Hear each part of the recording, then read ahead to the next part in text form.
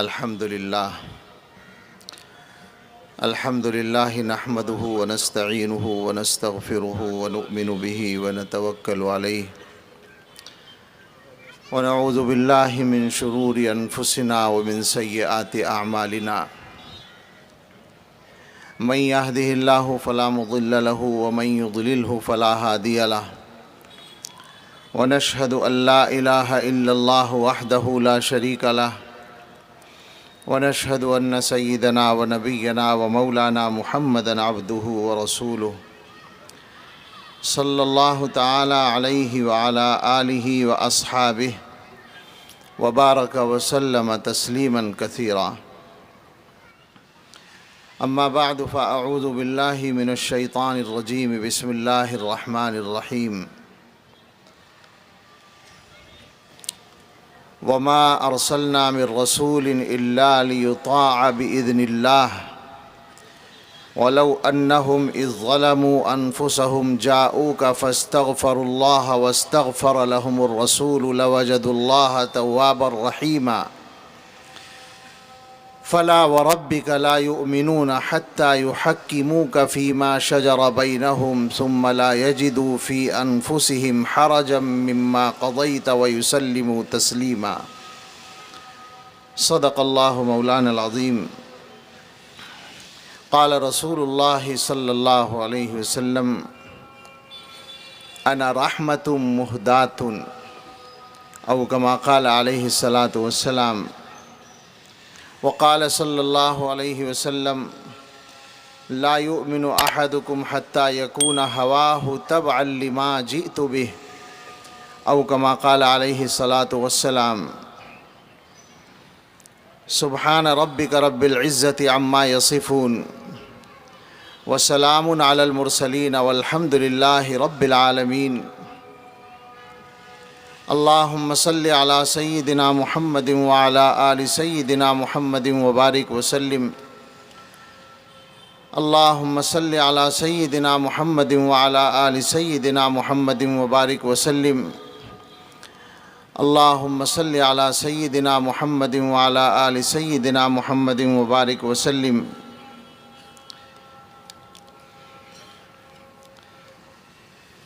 تاریخ نے پوچھا اے لوگو یہ دنیا کس کی دنیا ہے؟ تاریخ نے پوچھا اے لوگو یہ دنیا کس کی دنیا ہے؟ شاہی نے کہا یہ میری ہے۔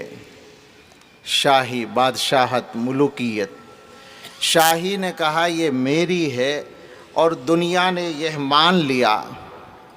پھر تخت بچھے ایوان سجے گھڑیال بجے دربار لگے، تلوار چلی اور خون بہے، انسان لڑے انسان مرے، دنیا نے آخر شاہی کو پہچان لیا۔ تاریخ نے پوچھا پھر لوگو یہ دنیا کس کی دنیا ہے؟ دولت نے کہا یہ میری ہے اور دنیا نے یہ مان لیا۔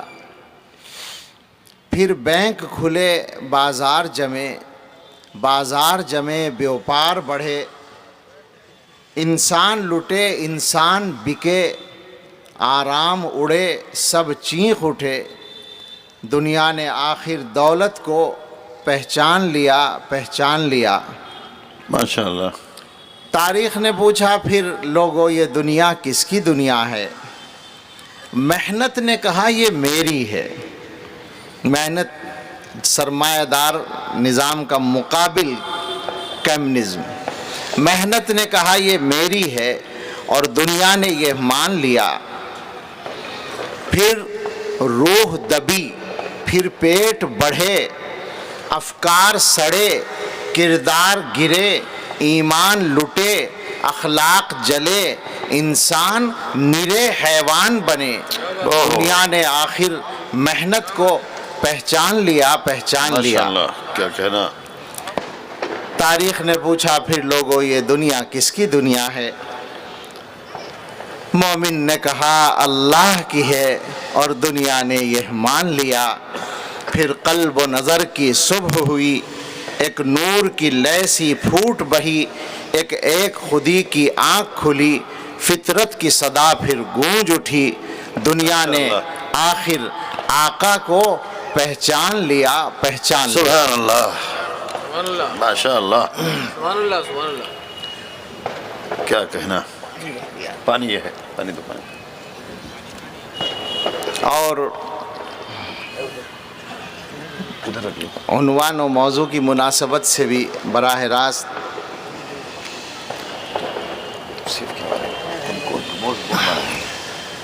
خاک کا ایک ذرہ ذکر مہوشاں کیسے کرے، خاک کا ایک ذرہ ذکر مہوشاں کیسے کرے، عشق کے راز نہاں کو وہ عیاں کیسے کرے، مدح آقا کی گدائے بے نشاں کیسے کرے، کیا بات ہے، سبحان اللہ۔ ماشاء اللہ، مشک سے دھوئے زباں کو پھر بیاں ایسے کرے، آہا، کشت بے تیغم بعشوہ ترک نازک پے کرے، خوش بیانے مہربانے جانے جانے دل برے، ماشاء اللہ، سبحان اللہ۔ سبحان اللہ، نعت پڑھتا ہوں تیری آقائے من شاہ زمن، نام تیرا کتنا پیارا پاک تن پاکیزہ من، خندہ رو روشن جبیں غنچہ دہن شیریں سخن، سبحان اللہ۔ نکہت زلف معمبر پر فدا مشک ختن، سبحان اللہ، یاسمن رشک سمن جانے چمن یا جانے من، آشنائے دل ربائے خود نمائے خود سرے، تو ہے بحرے بے کراں اور میں ذرا سی آب جو، اے سراپا نور تو ہے دو جہاں کی آبرو، مرحبا صلی علی جانے جہاں رنگ و بو، قیصریت تیری آمد سے ہوئی ہے زرد رو، بے شک، کفر سوزے دل فروزے خوب رو آہستہ خو، پاک دینے پاک بینے خوش ترظہر خوش ترے، سبحان اللہ، سبحان اختر تاباں کہوں یا ایک مہ کامل تجھے، میں کہوں کونوں مکاں کی جان یا پھر دل تجھے، ماشاء دل، میں سمجھتا ہوں نشان جادہ و منزل تجھے، واہ، دل کھینچیں بے ساختہ واہ واہ۔ وہ ہے کشش حاصل تجھے، ماشاء۔ نازنین مہجبین دل کشے یا دل کشے، جاں گدازے دل نوازے گوہرے یا اخترے، کوچے جانا گئے تو بن کے دیوانہ گئے، کوچے جانا گئے تو بن کے دیوانہ، کوچے جانا گئے تو بن کے دیوانہ گئے، بادہ عشق و محبت پی کے مستانہ گئے، واہ واہ واہ واہ، صبر آیا جب نہ ہم کو پھر تو روزانہ گئے، واہ واہ واہ واہ، نعتیے پڑھتے ہوئے بے اختیارانہ گئے، ماشاء اللہ۔ سادئے آزادئے مستانئے جانانئے، مست چشمے دیر خشمے طرف زیبا منظرے۔ ماشاء اللہ، بہت مرتب۔ سبحان اللہ، ایک بار درود شریف پڑھ لیں، اللہم صلی علی سیدنا مولانا محمد وآلہ واصحابہ وبارک وسلم تسلیما۔ سیرت بیان ہو گئی۔ بہت خوب، اللہ رب العزت والجلال ہم گناہ گاروں پر بہت مہربان ہیں۔ اللہ تعالیٰ کی عجیب شان ہے، ان کی رحمت کے لیے کوئی بھی شرط نہیں ہے، ہم جیسے بھی ہیں اللہ کی رحمت ملتی رہتی ہے۔ اللہ تعالیٰ کی رحمت کا تعلق ہمارے معاملات سے نہیں ہے، اللہ کی صفات سے ہے۔ رحمت اللہ تعالیٰ کی ایک عظیم صفت ہے، اور اللہ کی صفات کا ظہور ہونا ہی ہونا ہے۔ ہم جیسے بھی رہیں، اللہ تعالیٰ کی طرف سے رحمتوں کا اور نعمتوں کا تسلسل ہوتا ہے۔ اردو کے ایک مشہور شاعر ہیں، ان کا ایک شعر ہے، آزاد شاعر ہیں، آپ سمجھ جائیں گے۔ انہوں نے ایک شعر کہا، دی فرصت گناہ اور وہ بھی 4 دن، دیکھے ہیں ہم نے حوصلے پروردگار کے۔ فیض کا شعر ہے۔ ماشاء اللہ، تو ہمارے حضرت فرماتے ہیں، حضرت مولانا شیخ ذوالفقار صاحب نقشبندی دامت برکاتہم، کہ جب میں نے یہ شعر پہلی بار پڑھا تو مجھے بہت برا لگا کہ یہ تو گستاخی کر رہا ہے، دی فرصت گناہ اور وہ بھی 4 دن دیکھے ہیں ہم نے حوصلے پروردگار کے۔ تو حضرت نے اس کو بدلا، انہوں نے فرمایا ہم نے کیے گناہ تو اس نے نہ کی پکڑ، کتنے بڑے ہیں حوصلے پروردگار کے۔ واہ واہ واہ واہ واہ واہ، ہم نے بلکہ کیے گناہ، پھر سے گئی ہم نے کیے گناہ تو اس نے نہ کی پکڑ، ماشاءاللہ کتنے بڑے ہیں حوصلے پروردگار پروردگار کے، واہ واہ سبحان اللہ۔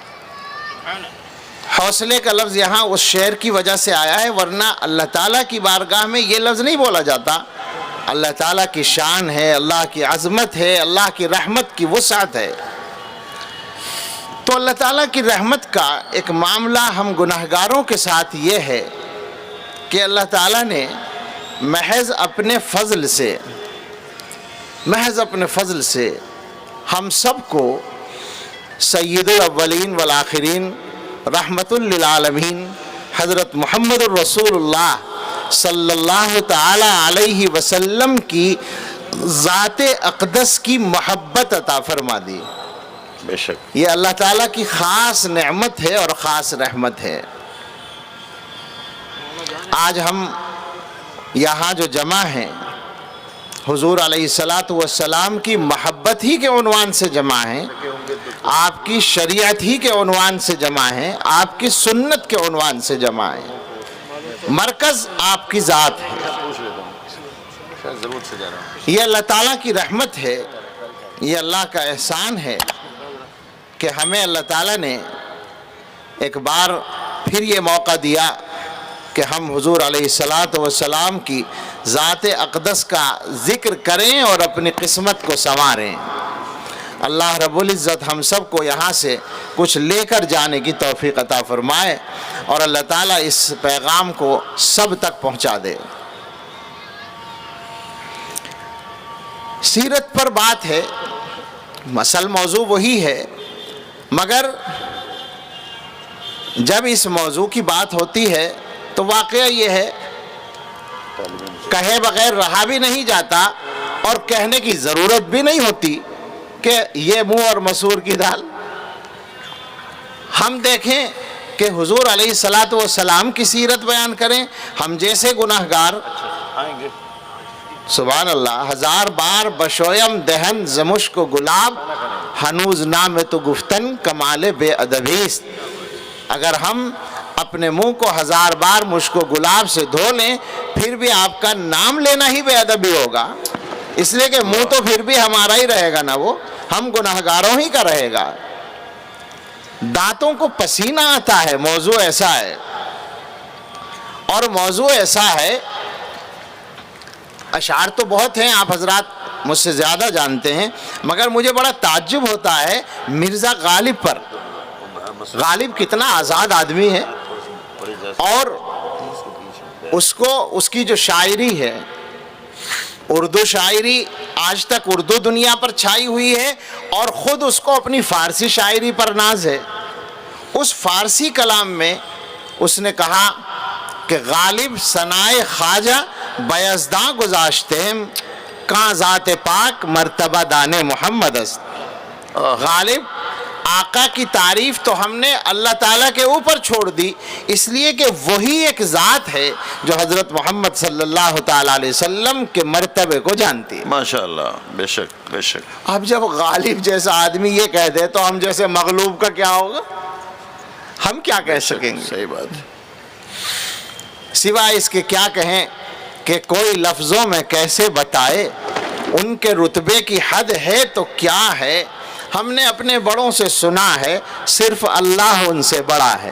اللہ اکبر، کیا بیان کریں گے بہت سادہ اور کیسے بیان کریں گے؟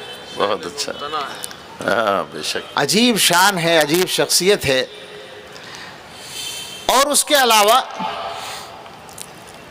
بالکل سادہ سی بات ہے کہ ہم سب مل کر بھی اگر حضور علیہ السلام کی عظمتوں کو بیان کریں تو عظمتوں کا دفتر مکمل نہیں ہوگا، اور آپ کی عظمت میں ہمارے بیان سے کوئی اضافہ نہیں ہوگا۔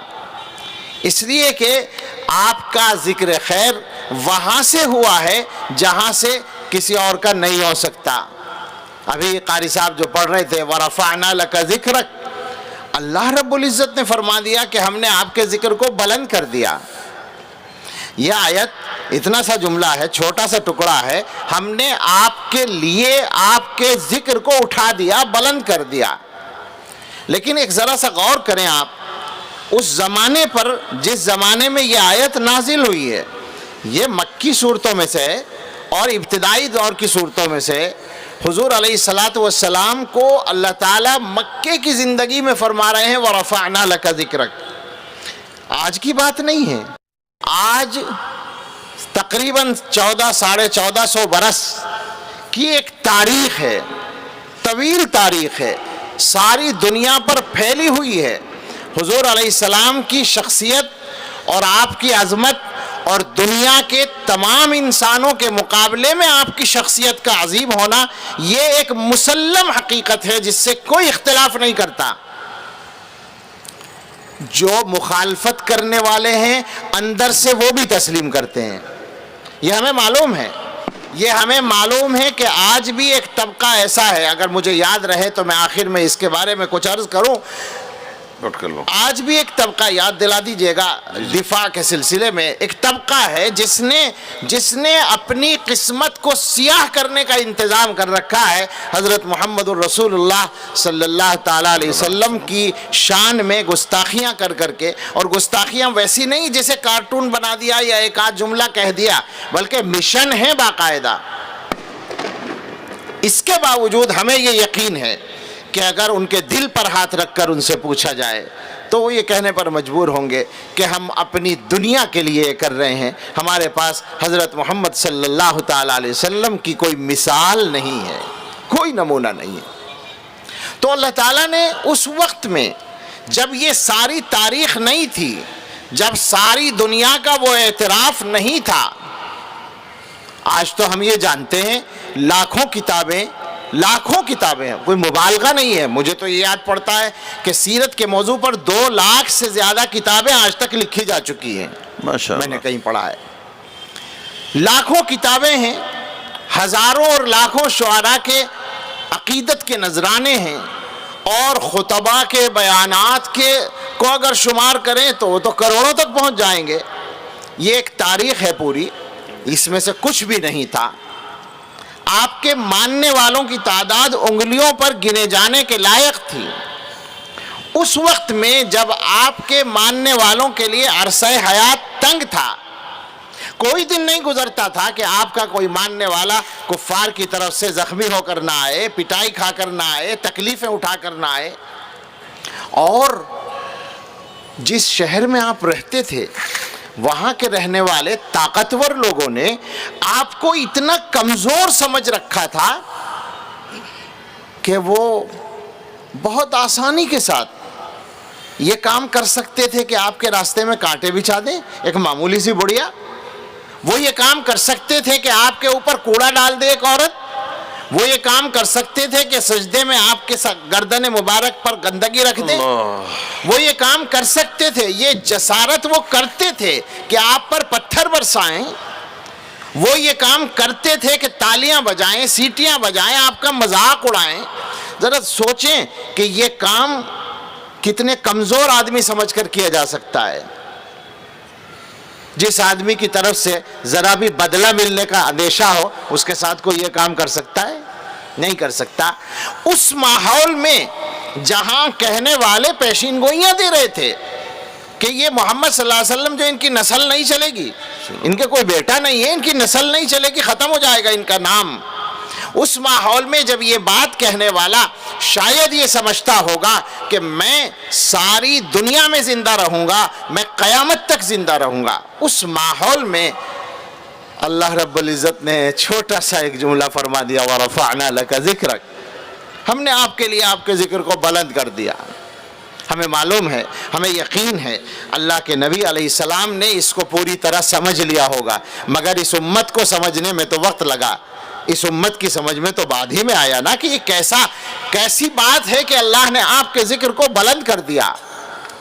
اور آج دنیا کا جغرافیے کا طالب علم یہ سمجھتا ہے کہ دنیا میں کوئی وقت ایسا نہیں گزرتا جب حضرت محمد الرسول اللہ صلی اللہ تعالیٰ علیہ وسلم کا نام مبارک اللہ تعالیٰ کے نام مبارک کے ساتھ بلند نہ کیا جا رہا ہو۔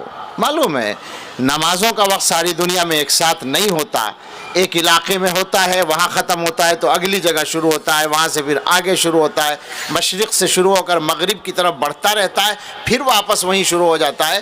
24 گھنٹے کا کوئی وقفہ ایسا نہیں گزرتا جس میں سینکڑوں ہزاروں اللہ کے نبی کے متوالے، نام کے متوالے کانوں میں انگلیاں رکھ کر اشہد اللہ الہ الا اللہ کے ساتھ اشہد ان محمد رسول اللہ کی صدا بلند نہ کر رہے ہوں۔ بے شک۔ تو اب جب وہاں سے یہ کام ہو چکا تو اب ہم کیا کریں؟ ہم کیا کر سکتے ہیں؟ آپ کی شان کے سلسلے میں، آپ کی عظمت کے بیان کے سلسلے میں کیا کر سکتے ہیں؟ لیکن ظاہر ہے کہ جب نہیں کر سکتے تب بھی کرنا ہے، کچھ نہیں ہو سکتا تب بھی کرنا ہے، کسی لائق نہیں ہے تب بھی کرنا ہے۔ اور کیوں کرنا ہے؟ اس لیے کہ اگر ہم آپ کی عظمت کا بیان نہ کریں، اگر آپ کا ذکر خیر نہ کریں تو پھر کس کا کریں؟ سوال یہ ہے کہ پھر کس کی بات کریں ہم اگر بیان کریں، ہم اگر ذکر کریں تو کیا دنیا کے ان بادشاہوں کا جن کی ساری طاقت، ساری توانائی، سارے وسائل ایک دوسرے سے لڑنے میں خرچ ہو گئے اور ایک دوسرے سے ملکوں کے قبضے لینے اور دینے میں خرچ ہو گئے، ان کا ذکر کریں ہم؟ کیا ہم ان اولو العزم کہلانے والے کمانڈروں کا ذکر کریں جنہوں نے فتوحات کے ذریعے ایک دنیا کو تہہ تہہ کر ڈالا، صرف اپنی حکومتیں قائم کرنے کے لیے اور اپنے بادشاہوں کی حکومتیں قائم کرنے کے لیے لاکھوں اور کروڑوں انسانوں کو انہوں نے بھون ڈالا، ان کا ذکر کریں؟ یا اور کس کا کریں؟ آخر ہم جب دیکھتے ہیں کہ ہمیں بولنا ہے تو سب سے پہلے یہی سمجھ میں آتا ہے کہ ہمیں بولنا چاہیے اور ذکر کرنا چاہیے سید الاولین والآخرین رحمت للعالمین سیدنا و مولانا حضرت محمد الرسول اللہ صلی اللہ تعالیٰ علیہ وسلم کا۔ اور اس وقت ایک مناسبت بھی ہے، آپ کا ذکر خیر تو مسلمان کو ہر وقت کرنا ہے، سارے سال کرنا ہے، سال کے ہر دن میں کرنا ہے، لیکن اس وقت جو مناسبت ہے ماہ ربیع الاول، میرے محترم دوست حضرت مولانا مفتی سعید الرحمان صاحب ابھی فرما رہے تھے ربیع الاول کی بات۔ ہم یہ سوچتے ہیں کہ بے شک ربیع الاول کے نام پر جو دنیا میں ہوتا ہے وہ غلط جو کیا جاتا ہے، یعنی حضور صلی اللہ تعالی علیہ وسلم کی سنت اور آپ کی سیرت اور آپ کے صحابہ کی سیرت اور آپ کے طریقے سے ہٹ کر دنیا میں جو کچھ کیا جا رہا ہے وہ سب غلط ہے۔ حضور علیہ السلام کی سیرت اور آپ کی سنت سے ہٹ کر کوئی کام کرنے کا ہمیں اختیار نہیں، مگر اتنی بات تو ماننی پڑے گی کہ جس ماہ مبارک میں حضور علیہ السلام دنیا میں تشریف لائے اور گویا دوسرے لفظوں میں اللہ تعالیٰ کی سب سے بڑی نعمت اس دنیا کو ملی، وہ ماہ مبارک تو کہلائے گا، اس میں برکت تو آئے گی، لہذا ہم اس برکت کو مانتے ہیں، اس برکت کو تسلیم کرتے ہیں، البتہ یہ کہتے ہیں کہ اس برکت کو اللہ کے نبی صلی اللہ تعالیٰ علیہ وسلم کی سنت کے خلاف کام کر کے ختم نہ کیا جائے۔ اللہ اکبر، بہت خوب، ماشاءاللہ۔ بس ہمارے پیغام کا خلاصہ یہ ہے کہ ماہ ربیع الاول کو اس طرح نہ منائیے جس طرح آپ نے نہیں منایا، صدیق اکبر نے نہیں منایا، فاروق اعظم نے نہیں منایا، عثمان غنی نے نہیں منایا، علی مرتضیٰ نے نہیں منایا، صحابہ و تابعین نے نہیں منایا، ائمہ و محدثین نے نہیں منایا۔ ہاں، حضور علیہ السلام کی سیرت سے وہ تعلق پیدا کیجئے کہ سارا سال گزر جائے حضور کی باتیں کرنے میں اور زندگی کا ہر دن خرچ ہو جائے آپ کو یاد کرنے میں، اور حضور علیہ السلام کی سنت کو اپنی زندگی میں اس طرح اتاریے کہ سال بھر میں ایک دن کا جلسہ نہیں، بلکہ آپ کی شخصیت کا مطالعہ کر کے آدمی کو محسوس ہو کہ وہ سیرت کا ایک جلسہ سن کے آیا ہے۔ آپ کو وہ دیکھے صبح سے شام تک اور شام سے صبح تک، تو وہ گن سکے کہ حضور علیہ السلام کی سنتیں یہ اور یہ ہیں، حضور کی سنت کے مطابق زندگی گزارنے کا طریقہ یہ اور یہ ہے۔ یہ مزاج اور یہ گویا عادت اور یہ تربیت عام کرنے کی ضرورت ہے۔ بے شک۔ تو اب ظاہر ہے کہ جب حضور علیہ السلام کے سلسلے میں ہم بات کریں گے تو اس پر ایک اور پہلو سے بات کرتے ہیں، اور وہ یہ کہ ہم آپ کا ذکر خیر کیوں کرتے ہیں، کیوں کرنا چاہیے، کیا مقصد ہے ہمارا۔ تو سیدھی سی بات ہے، ہمارا مقصد ہے حضرت محمد الرسول اللہ صلی اللہ تعالیٰ علیہ وسلم کی ذات اقدس سے کوئی نسبت حاصل کر لینا، اپنا رشتہ قائم کر لینا۔ آپ اس زمانے کے حالات کو بھی جانتے ہیں اور مسلمانوں کی پریشانیوں کو بھی جانتے ہیں، مسلمانوں کی جو کسم پرسی ہے اس کو بھی جانتے ہیں، ضعف کو بھی جانتے ہیں۔ ہم سب ایک نقطے پر غور کر لیں کہ ہمارے پاس ہمارا دین قانون کی شکل میں قرآن اور آپ کی سنت، اور نمونے کی شکل میں حضرت محمد الرسول اللہ صلی اللہ تعالی علیہ وسلم کی شخصیت، اتنی طاقتور چیزیں موجود ہیں کہ دنیا میں مسلمان کے اندر کمزوری آنے کا مطلب صرف یہ ہو سکتا ہے کہ اس کا رشتہ ان طاقت کے مرکزوں سے ٹوٹا ہوا ہے، اور کوئی وجہ نہیں ہو سکتی۔ تو اس لیے ہمیں اس پر غور کرنا ہے کہ ہمیں یہ نسبت پکڑنی ہے، اس نسبت کو حاصل کرنا ہے۔ اب میرے بزرگوں ذرا غور فرمائیں، قرآن و حدیث کی روشنی میں اور تاریخ کی روشنی میں، اس امت کی تاریخ کی روشنی میں چند مثالوں سے یہ عرض کروں گا کہ حضور علیہ السلام کی نسبت اگر مل جائے گی تو کیا مل جائے گا، کیا طاقت مل جائے گی، کیا توانائی مل جائے گی، کیا چیز حاصل ہو جائے گی۔ تو سنیں، غور فرمائیں، حضرت محمد الرسول اللہ صلی اللہ تعالیٰ علیہ وسلم کی جو نسبت ہے وہ عجیب نسبت ہے۔ نسبت ہے ملی مکہ مکرمہ کے رہنے والے ایک سیدھے سادے آدمی کو۔ اسلام سے پہلے، اسلام کے آنے سے پہلے اور آپ صلی اللہ علیہ وسلم پر اسلام لانے سے پہلے مکے میں ابو بکر نام کے ایک صاحب رہا کرتے تھے، جیسے سب آدمی تھے وہ بھی ایک آدمی تھے، کوئی بہت بڑی بات ان کے بارے میں لوگ نہیں جانتے تھے، اچھے آدمی تھے، اچھے آدمی ان کو سمجھا جاتا تھا۔ لیکن حضرت محمد الرسول اللہ صلی اللہ تعالیٰ علیہ وسلم کی نسبت مل گئی تو آپ غور فرمائیں کہ دنیا کی تاریخ میں انبیاء علیہم السلام کے بعد سب سے بڑی شخصیت مل گئی، ابو بکر صدیق رضی اللہ تعالیٰ عنہ کی شکل میں۔ عجیب طاقتور شخصیت ہے ابو بکر صدیق کی جو شخصیت ہے، اس پر آپ جتنا غور کریں گے ان کی طاقت کا آپ کو اندازہ ہوگا۔ اور طاقت کیا ہے؟ حضور علیہ السلام کی بھرپور نسبت۔ اور عجیب بات ہے، حضور علیہ السلام کی نسبت جس درجے میں ابو بکر صدیق کو ملی شاید کسی اور کو نہیں ملی۔ نتیجہ یہ نکلا کہ وہ ہر اعتبار سے حضور صلی اللہ تعالیٰ علیہ وسلم کا نمونہ بن گئے، اور اللہ تعالیٰ نے بھی یہ قرآن میں بتایا کہ پیغمبر علیہ السلام نے ان کو تسلی دینے کے لیے جو جملہ کہا، اس میں ان کو اپنے ساتھ شامل کر کے کہا ان اللہ معنا، اللہ ہمارے ساتھ ہے، یعنی میرے بھی ساتھ ہے اور تمہارے بھی ساتھ ہے۔ یہ علماء نے نکتہ لکھا ہے کہ حضرت موسیٰ علیہ السلام جب دریا کے کنارے پہنچے اور فرعون کا لشکر پیچھے سے آیا اور بنی اسرائیل نے کہا انا لمدرکون، ہم تو پکڑے گئے، تو حضرت موسیٰ علیہ السلام نے کیا فرمایا تھا؟ کلا، ایسا نہیں ہوگا، ان معی ربی سیہدین، میرے ساتھ میرا رب ہے، وہ مجھے راستہ دکھائے گا۔ انہوں نے فرمایا میرے ساتھ میرا رب ہے۔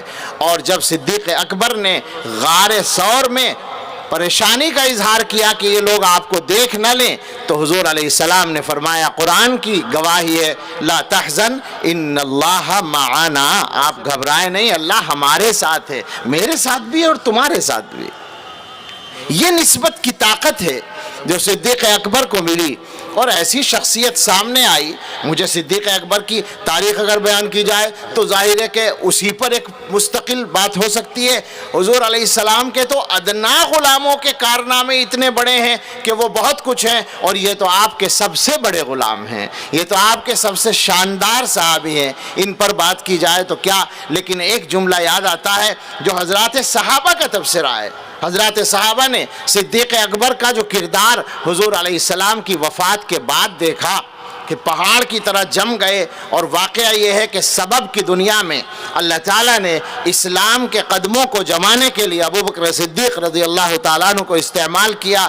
صحابہ کہتے ہیں قام مقام الانبیاء، اللہ اکبر، نبیوں کی قائم مقامی کا حق ادا کر دیا۔ اللہ اکبر، جس مقام پر انبیاء کھڑے ہوتے تھے اس مقام پہ کھڑا ہو کے صدیق اکبر نے دکھایا۔ سبحان، بے شک حضور کے بعد کوئی نبی نہیں ہو سکتا، لیکن نبیوں کا سب سے زیادہ مماثل کوئی ہو سکتا ہے تو وہ ابو بکر صدیق رضی اللہ تعالیٰ عنہ کی ذات ہے۔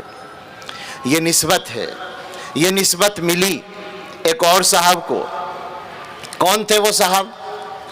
مکے میں اونٹ چرایا کرتے تھے، اور ان کی ماں یوں کہا کرتی تھی کہ تجھ سے تو ڈھنگ سے اونٹ بھی چرانے نہیں آتے تو کیا کرے گا دنیا میں۔ اللہ، خلافت کے زمانے میں ایک بڑھیا پکڑ کے کھڑی ہو گئی، تم وہی تو ہو نا جو مکے میں اونٹ چرایا کرتے تھے، اور ہم تمہیں عمیر کہا کرتے تھے، چھوٹا سا عمر، یہ تھی تمہاری حیثیت۔ فرمایا ہاں میں وہی ہوں، میرے اللہ نے، میرے حضور کی نسبت نے مجھے اٹھایا ہے۔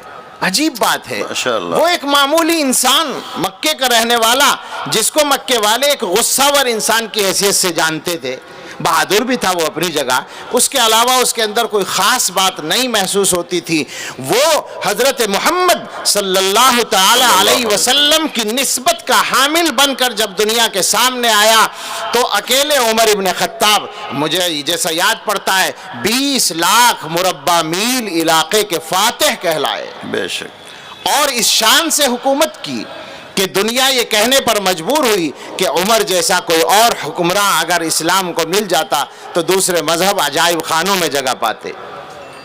بے شک، کیا عجیب ہے، نسبت ہے، نسبت حضور صلی اللہ علیہ وسلم کی۔ بیت المقدس پہنچے ہیں عمر فاروق رضی اللہ تعالیٰ عنہ، کیا منظر ہے۔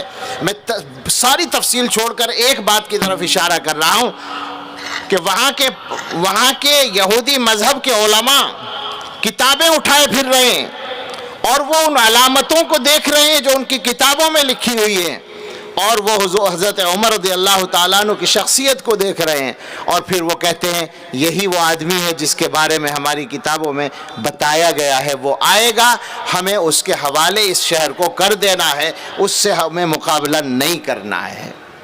یہ نسبت ہے حضرت محمد الرسول اللہ صلی اللہ تعالیٰ علیہ وسلم کی۔ میرے بزرگوں، یہ نسبت ملی مکے کے رہنے والے ایک سیدھے سادے آدمی کو، ایک شریف آدمی کو، تو اللہ اکبر، دنیا کے سامنے ایک ایسا انسان آیا جس کے لیے بہت آسان تھی یہ بات کہ اگر دین کے لیے ضرورت پڑے تو وہ ایک وقت میں 300 اونٹ ما ساز و سامان کے اللہ کی راہ میں صدقہ کر دے۔ عثمان غنی رضی اللہ تعالیٰ عنہ، ایسی شخصیت سامنے آئی کہ اللہ کے رسول صلی اللہ علیہ وسلم نے گواہی دی کہ عثمان سے فرشتے بھی حیا کرتے ہیں۔ اللہ اکبر، یہ نسبت ایسی عجیب نسبت ہے کہ ملی، کسی کو بھی مل سکتی ہے، اپنے گھر کے بھی ایک آدمی کو ملی، بہت سوں کو ملی، چچا کے بیٹے کو مل گئی۔ چچا کے بیٹے تو بہت تھے، بہت سارے چچا تھے اور ان کے بیٹے بھی تھے، لیکن نسبت ملی سیدنا علی بن ابی طالب کرم اللہ تعالی وجہہ کو، تو اللہ اکبر، دنیا کے سامنے علم کا اور حکمت کا اور تدبر کا اور قضاء کی صلاحیت کا عجیب و غریب نمونہ سامنے آیا۔ ایک ایک ارشاد، ایک ایک جملہ حکمتوں سے بھرا ہوا ہے اور علم کے دروازے کھول دیتا ہے۔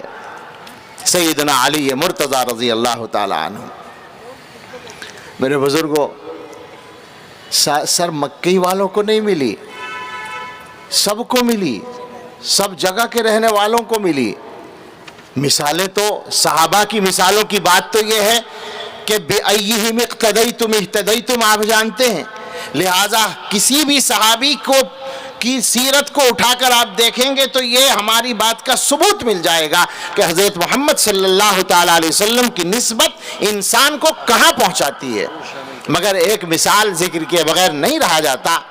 حبشہ کے رہنے والے ایک کالے کلوٹے آدمی کو نسبت ملی، بلال نام ہے، مکے کے ایک مالدار کا غلام ہے۔ ظاہر غلام کی اس معاشرے میں کیا حیثیت ہے، وہ اللہ کے نبی کی نسبت پا لیتا ہے تو عجیب طاقت پیدا ہو جاتی ہے اس کی شخصیت میں۔ کوئی غلام اپنے آقا کے سامنے سر اٹھانے کی ہمت نہیں کر سکتا تھا۔ آقا اگر کوئی حکم دے تو غلام کی یہ جرت نہیں ہو سکتی کہ وہ اس کے خلاف ذرہ برابر بھی کسی بات کا اظہار کر سکے۔ مگر بلال حبشی کے سینے میں جب اللہ کے نبی صلی اللہ علیہ وسلم کی نسبت کی طاقت پہنچ گئی تو اب چاہے آگ کے انگاروں پہ لٹا دیا جائے، چاہے جو تکلیف دے دی جائے، طاقت یہ پیدا ہو گئی کہ وہ اپنے تمام مخالف طاقتور انسانوں کے جواب میں نعرہ لگاتا ہے، اب اللہ احد کے علاوہ کچھ کہنے کے لیے میں تیار نہیں ہوں، مجھے تمہاری بات نہیں سننی ہے، تمہاری بات نہیں ماننی ہے۔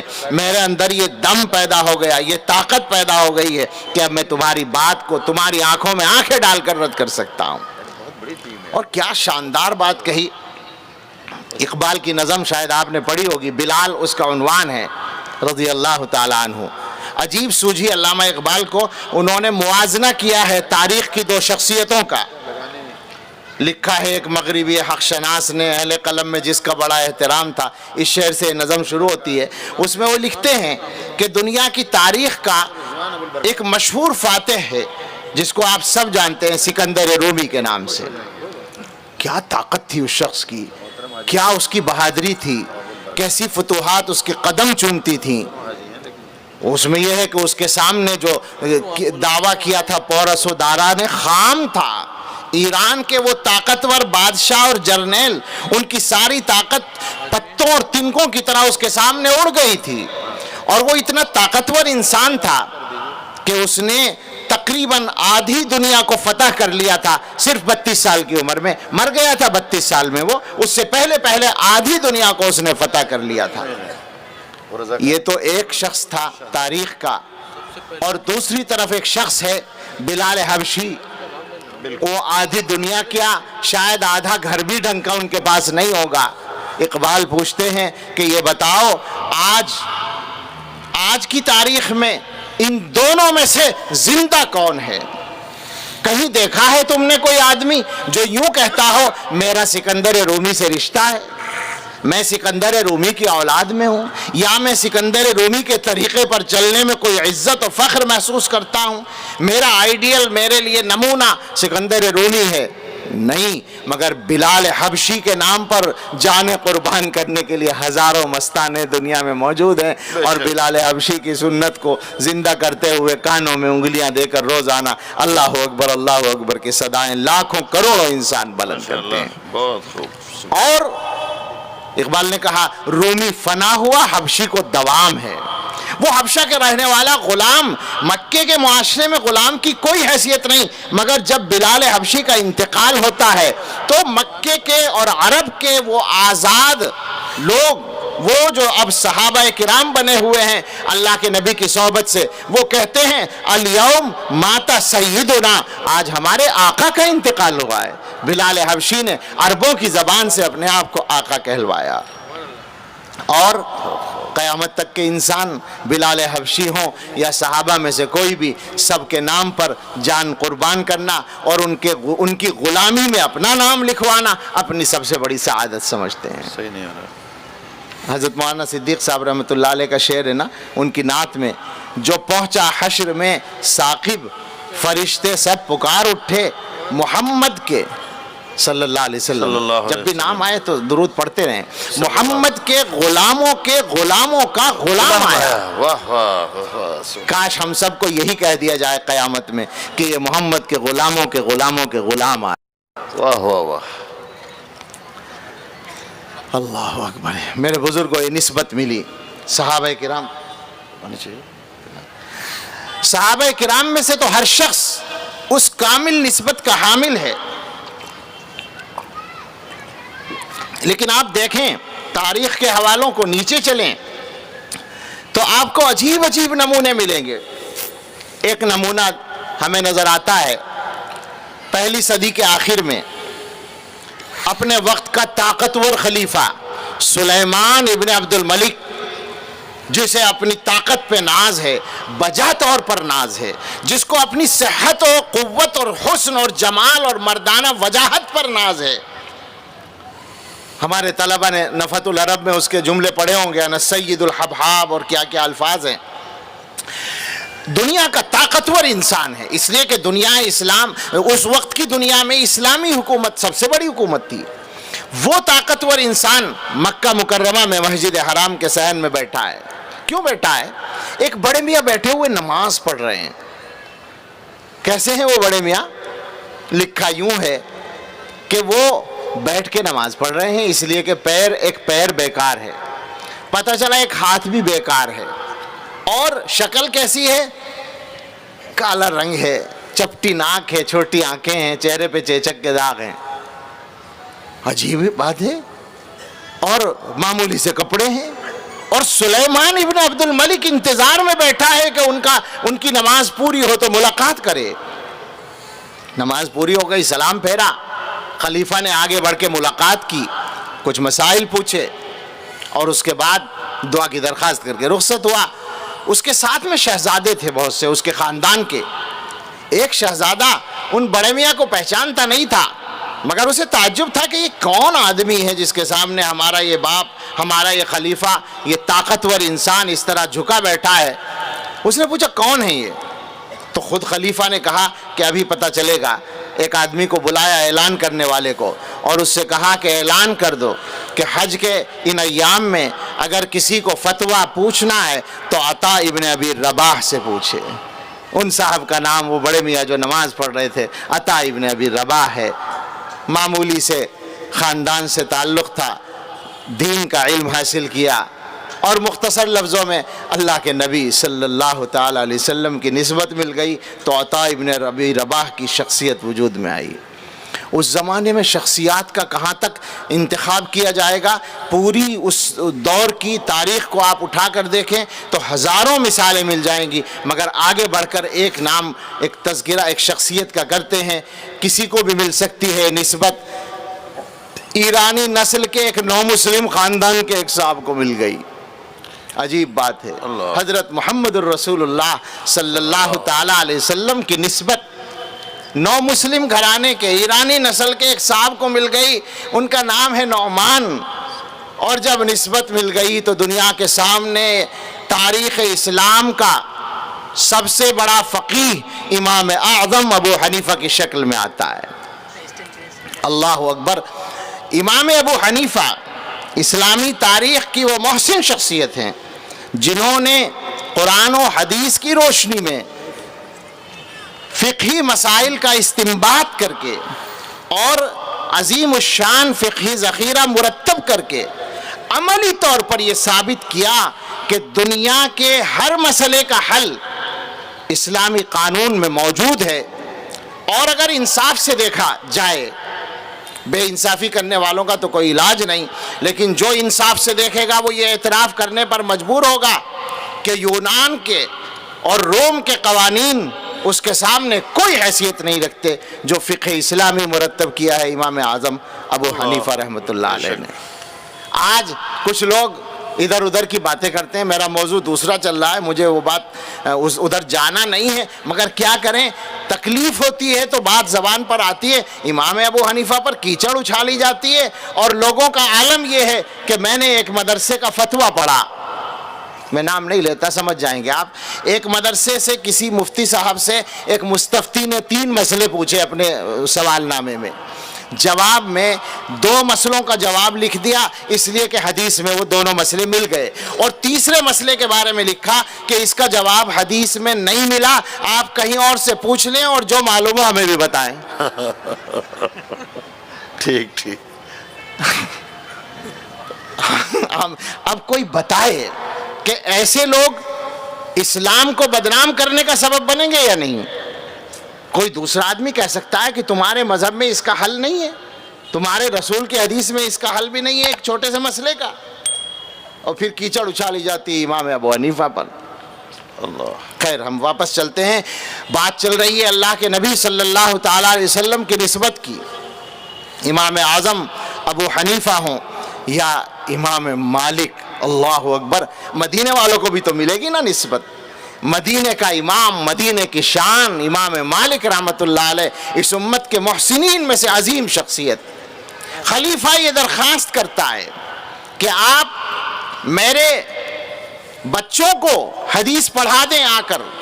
فرمایا کہ نہیں، یہیں آنا پڑے گا، علم حاصل کرنے کے لیے عام طالب علموں کی طرح آنا پڑے گا۔ کہا کوئی وقت خاص کر دیا جائے؟ نہیں، خاص نہیں کیا جائے گا، سب کے ساتھ ہی پڑھنا پڑے گا۔ علم حاصل کرنا، علم کا یہ مقام ہے۔ عجیب شخصیت ہے امام مالک رحمۃ اللہ علیہ کی، امت کی محسن شخصیات میں سے ہے۔ کئی معاملات ایسے ہیں جن میں امت کو باقاعدہ عظیم رہنمائی ملی ہے، جیسے کعبۃ اللہ کی تعمیر کا مسئلہ ہے۔ آپ کو معلوم ہے کہ قریش نے جو تعمیر کی تھی اس میں یہ حتیم کا جو حصہ ہے، جیسے اب ہے ویسے انہوں نے بنایا تھا، اس لیے کہ انہوں نے یہ طے کیا تھا کہ حلال پیسے سے ہی بنائیں گے، اور اس میں جو اس وقت ان کے پاس پیسہ تھا پورے کعبے کی تعمیر نہیں ہو سکتی تھی، تو تھوڑا سا حصہ انہوں نے چھوڑ کر دیوار کر دی۔ رسول اکرم صلی اللہ تعالیٰ علیہ وسلم نے فتح مکہ کے موقع پر فرمایا کہ اگر میں آئندہ سال رہا، یا حجۃ الوداع کے موقع پر فرمایا، آئندہ سال رہا تو میں کعبے کو دوبارہ حضرت ابراہیم علیہ السلام کی بنیادوں پر تعمیر کر دوں گا، یعنی پورے کعبے کی ایک عمارت بنا دوں گا۔ اور ابھی بنا دیتا، لیکن ابھی تازہ مسلمان ہوئے ہیں، ان کے ایمان میں کمزوری آ سکتی ہے اس کام کے کرنے سے۔ آپ کی یہ تمنا پوری نہیں ہوئی، آپ تشریف لے گئے، خلفائے راشدین کا زمانہ بھی گزر گیا، آخر میں وہ وقت آیا تقریباً 60 برس کے بعد کہ عبداللہ ابن زبیر رضی اللہ تعالیٰ عنہ خلیفہ ہوئے اس پورے خطے کے، تو انہوں نے حضور علیہ السلام کی خواہش کو پورا کیا اور کعبے کی تعمیر اسی طرح کر دی جیسے آپ چاہتے تھے۔ ان کی شہادت کے بعد حجاج صاحب آئے اور انہوں نے ابن زبیر کی تعمیر تھی، لہٰذا اس کو توڑ کے پھر ویسے ہی بنا دیا جیسے پہلے سے بنا ہوا تھا۔ اب اس کے بعد جب امام مالک رحمۃ اللہ علیہ کے زمانے میں غالباً خلیفہ منصور کا دور تھا، وہ ہارون رشید، انہوں نے ان سے مشورہ کیا کہ اگر آپ کہیں تو ہم اس طرح بنا دیں جیسے رسول اللہ صلی اللہ علیہ وسلم کی خواہش تھی، تو انہوں نے فرمایا کہ چھوڑ دو، اب نہ چھیڑو، اس لیے کہ اگر یہ سلسلہ یہاں نہ روکا گیا تو یہ بادشاہوں کے ہاتھوں کا کھلونا بن جائے گا، اس کی عظمت باقی نہیں رہے گی۔ کیا رہنمائی ہے امت کے لیے، عجیب و غریب رہنمائی ہے، بے شمار چیزیں۔ اسی طرح سے ان سے کہا کہ آپ کی کتاب موطا امام مالک جو ہے، اس کو ہم پوری اسلامی دنیا کا قانون بنا دیں، لازم کر دیں کہ سب کو اسی کے مطابق عمل کرنا ہے۔ فرمایا نہیں، اللہ کے رسول صلی اللہ علیہ وسلم کی تعلیمات الگ الگ لوگوں کے ذریعے الگ الگ انداز سے پہنچی ہیں، سب کو اس کے پر عمل کرنے دو جو جس طرح کر رہا ہے، یہ فتنے کی بات ہوگی اور گویا اللہ تعالیٰ کی تکوینی مصلحت کے خلاف بات ہوگی۔ یہ امام مالک رحمۃ اللہ علیہ کی شخصیت ہے۔ اور اس کے علاوہ امام شافعی رحمۃ اللہ علیہ، اللہ اکبر، کیا کہتے ہیں، ایسی عظیم شخصیت ہے، علی ثیاب لو یباع جمیعها بفلس لکان الفلس منہن اکثر، میرے کپڑے جو ہیں وہ ایسے ہیں کہ اگر ایک پیسے میں بیچے جائیں تو ایک پیسے بھی قیمت ان کی نہیں لگے گی۔ وفیہن نفس لا یقاس ببعضها جمیع الورى کانت اجل واخطر، مگر ان بوسیدہ کپڑوں کے اندر جو روح ہے، جو جان ہے، وہ اتنی طاقتور ہے، شاعر بھی تو ہے نا، فرماتے ہیں اتنی طاقتور ہے کہ ساری مخلوق کو اس کے مقابلے میں ناپا جائے تو وہ زیادہ ثابت ہو۔ اللہ اکبر، کیا طاقت ہے یہ؟ حضرت محمد الرسول اللہ صلی اللہ تعالی علیہ وسلم کی نسبت کی طاقت ہے۔ امام احمد ابن حنبل، اللہ اکبر، وہ امت کے عظیم محسن، عظیم مقدس شخصیت، جنہوں نے ایک وقت میں اپنے بدن پر 70-80 برس کی عمر میں 70 کوڑے کھا کر اس امت کے ایمان کو بچایا۔ حکومت نے ایک باطل مسئلے کو پکڑ لیا تھا اور ان سے وہ باطل کہلوانا چاہتی تھی. امام احمد نے ثابت کر دیا اور نمونہ چھوڑ دیا کہ اللہ کی راہ میں تکلیفیں برداشت کرنا یہ علماء کا کام ہے، اور اس امت کے علماء قیامت تک جب ضرورت پیش آئے گی یہ کام کرتے رہیں گے. یہ نسبت کی طاقت ہے حضرت محمد الرسول اللہ صلی اللہ تعالیٰ علیہ وسلم کی. میرے بزرگوں، یہ نسبت کسی کو بھی مل جائے، ایک بڑی بھی ہے اسی زمانے کی، پہلی صدی کی، ان کو مل گئی تو عجیب بات ہے. ایک عورت ہے معمولی سی، نہ وہ کہیں کی حاکم ہے، نہ کہیں کی عالمہ ہے، نہ کہیں محدثہ ہے، مگر آج تک اس کا نام زندہ ہے، رابعہ بصریہ رحمۃ اللہ علیہ. نسبت مل گئی نا، حضرت محمد صلی اللہ تعالیٰ علیہ وسلم کی نسبت مل گئی، طاقت پیدا ہو گئی شخصیت میں اور زندہ ہو گئی شخصیت. بے شمار نام ہیں، اس سلسلے سے نیچے اگر آئیں، بلکہ اس خطے سے ادھر آ جائیں تو ہمیں ملے گا نسبت ملی، عجیب نسبت ملی بغداد کے علاقے میں. حضور علیہ السلام کی نسبت تو ہر جگہ ملی، ساری دنیا میں پھیلی نا.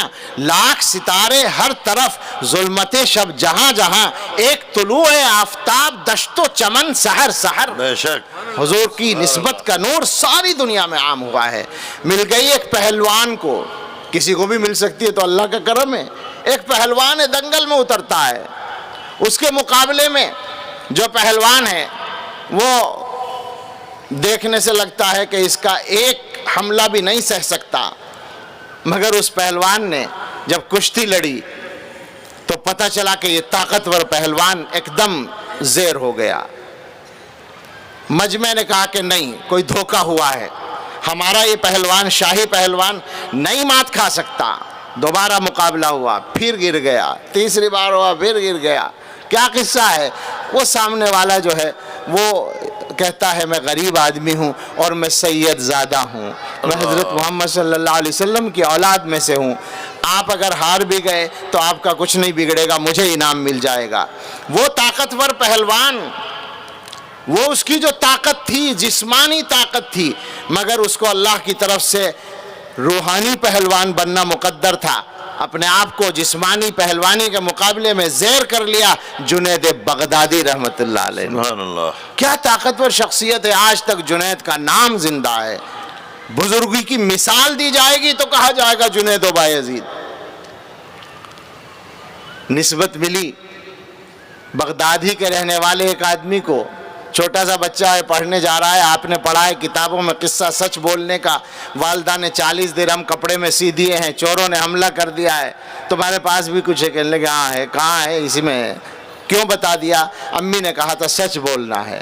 ملنی تھی نسبت تو دنیا کے سامنے امام الاولیاء سیدنا شیخ عبد القادر جیلانی بغدادی رحمت اللہ علیہ کی شخصیت آئی.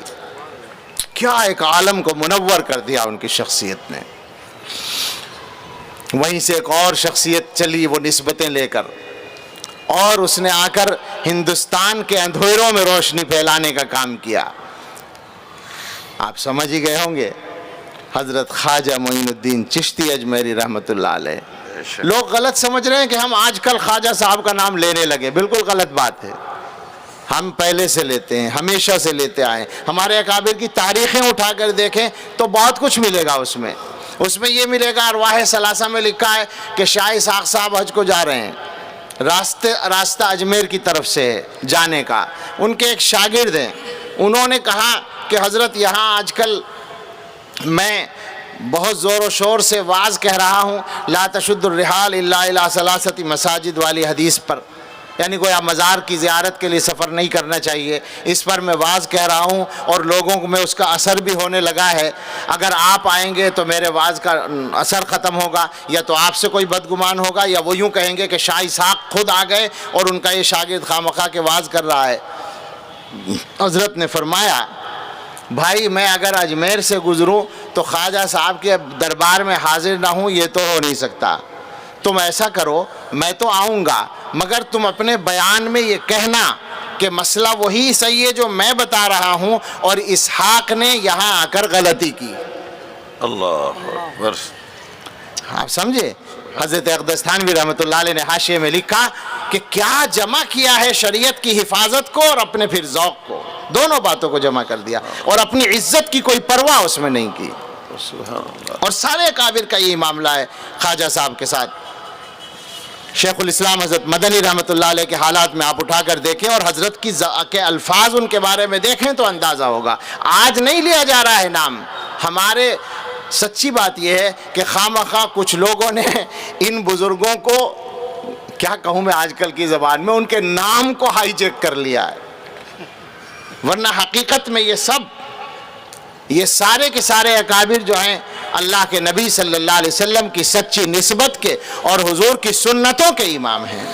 مفکر اسلام حضرت مولانا علی میاں ندوی نور اللہ مرقدہ نے لکھا کہ ہندوستان میں خواجہ صاحب صرف سلسلہ چشتیہ کے ہی نہیں بلکہ ایک اعتبار سے اس سلسلہ اسلام کے بانی ہیں. ماشاء اللہ.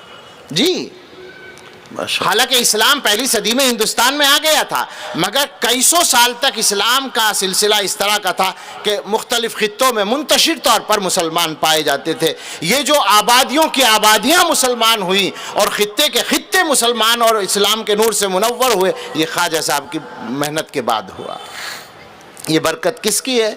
اسی نسبت کی جو وہاں سے چل رہی ہے اور آج بھی ایک عالم کو اپنی ضیاء سے منور کر رہی ہے.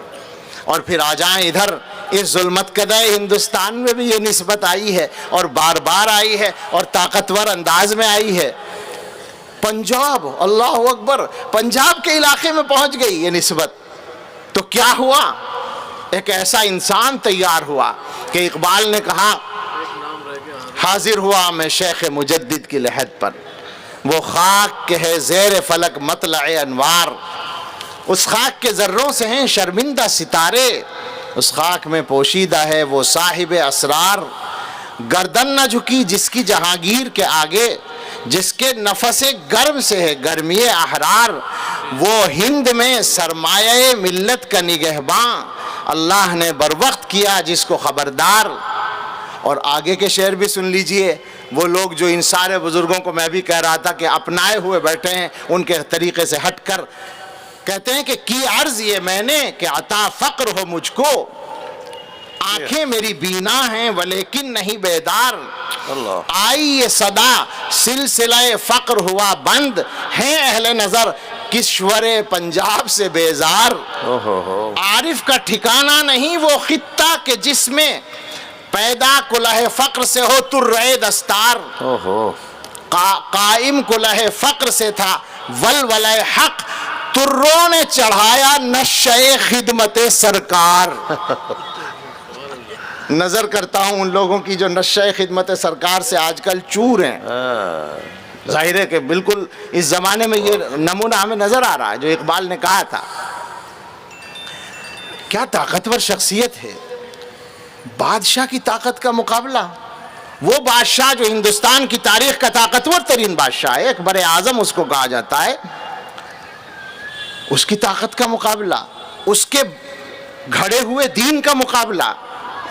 ایک طرف سوچیں آپ ذرا کہ پوری حکومت کی طاقت سے ایک نظریہ پھیلایا جا رہا ہے اور ایک طرف ایک فقیر بوریے پر بیٹھ کر اس کا مقابلہ کر رہا ہے. کیا طاقت ہے یہ آخر؟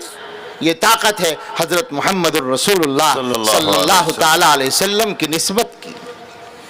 یہ نسبت بڑھی اور ہمارے خطے میں پہنچی تو ایک چھوٹے سے گاؤں کے رہنے والی ایک شخصیت پیدا ہو گئی دلی میں.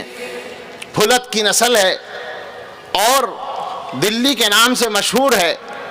حضرت شاہ ولی اللہ محدث دہلوی رحمۃ اللہ علیہ کی شخصیت تیار ہوئی. ہندوستان میں اسلام کے محسنین کا جب نام آئے گا تو خواجہ اجمیری اور مجدد الفسانی رحمۃ اللہ علیہ کے بعد علمی اعتبار سے سب سے بڑا محسن جس کو کہا جائے گا وہ شاہ ولی اللہ کی ذات گرامی ہے. یہاں سب کچھ پڑھ لیا تھا, علم سے فارغ ہو گئے تھے, مگر وہ نسبت ملنی تھی. پہنچ گئے سفر کر کے مدینۃ الرسول صلی اللہ تعالی علیہ وسلم. اور ہمارے ایک بزرگ ایک شعر پڑھا کرتے تھے حکیم ننو میاں صاحب رحمۃ اللہ علیہ, کہ وہاں سے آئے تو زبان حال سے یہ شعر پڑھتے ہوئے آئے کہ نسیت کل طریق کنت اعرفہ الا طریقا یؤدینی الی ربعکم. میں ہر راستہ بھول گیا ہوں سوائے اس راستے کے جو آپ کے گھر کی طرف جاتا ہے۔ سبحان اللہ۔ سنت کا اور حدیث کا نور لے کر آئے اور ہندوستان کے اندر عام کر دیا، اور ایسا عام کیا کہ پوری دنیا میں حدیث کا نور پھر ہندوستان کے ذریعے پھیلا۔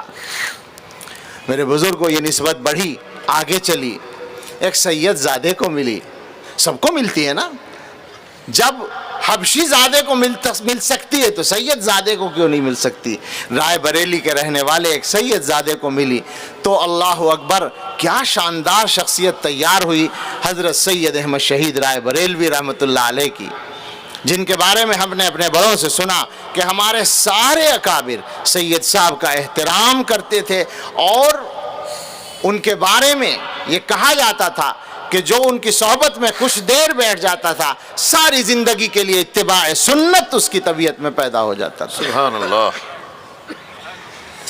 دورہ کیا ہندوستان کا اور ایک عجیب گونج پیدا کر دی۔ خلیق نظامی نے کہا، اس میں لکھا ہے انہوں نے مقدمے میں، کہ ہر طرف یہ آواز گونجنے لگی کہ الہی الہی مجھے بھی شہادت نصیب، یہ افضل سے افضل عبادت نصیب۔ میرے بزرگوں، یہ نسبت بڑھی، آگے چلی۔